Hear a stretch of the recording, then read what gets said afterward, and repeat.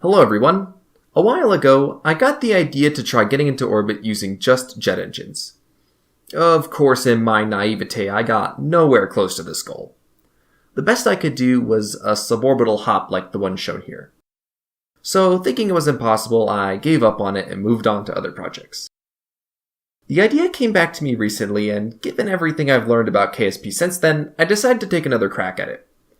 And as you can probably tell by the title of this video, I actually managed to do it this time. In this video, we're going to take on the challenge of getting into orbit using just jet engines.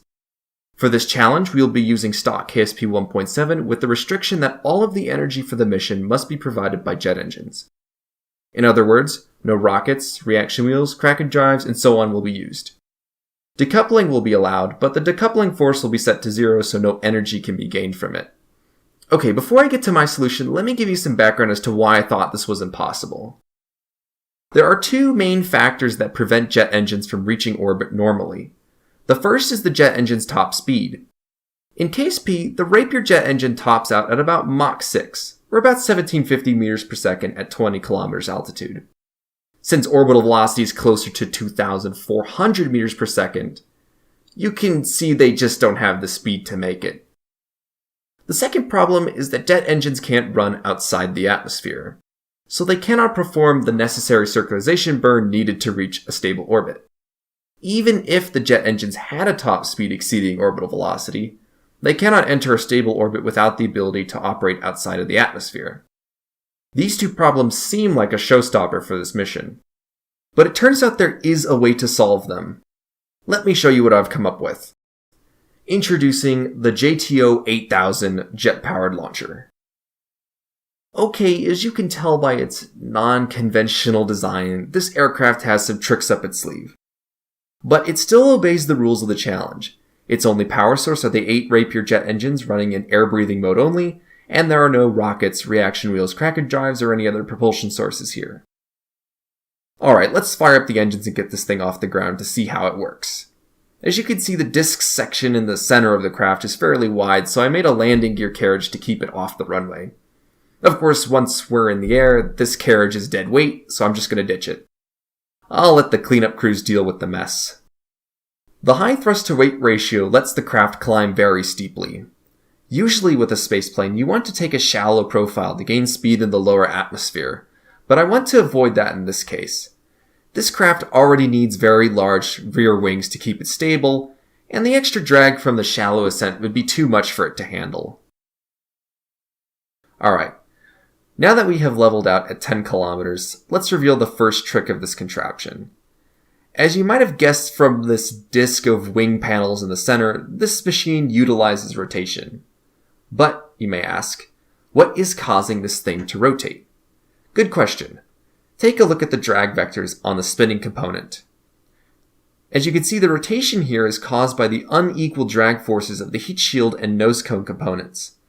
On the bottom side, the heat shield is exposed to the airstream and experiences a high amount of drag. On the upper side, the much more aerodynamic nose cone moves into the airstream and experiences relatively much less drag. As you can see, this imbalance of drag forces creates a net torque which causes the entire component to rotate. Note that I'm still only using jet power here.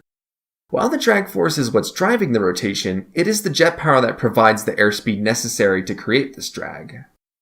Another thing you might have noticed about the craft are these odd spinning wing panels in the middle of the main wings. The real purpose of these wings is to act as autostrut nodes for the spinning component. Since these wings are heavier than everything else on the spinning portion, all of the heaviest class autostruts link to them, which makes for a very sturdy structure. This is important here since the arms of this part are all made of wing panels and are susceptible to bending under deflection in the airstream.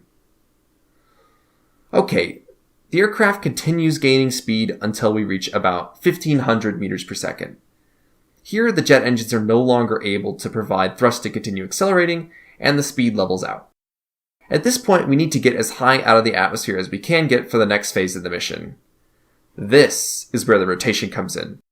The point of rotating the middle section was to store energy from the jet engine so that it could be released all at once. With a rotation rate of 10 radians per second and an arm radius of 90 meters, the spinning section can fling our payload over 900 meters per second, giving it more than enough velocity to leave the atmosphere. And we just gotta time it right, and there we go.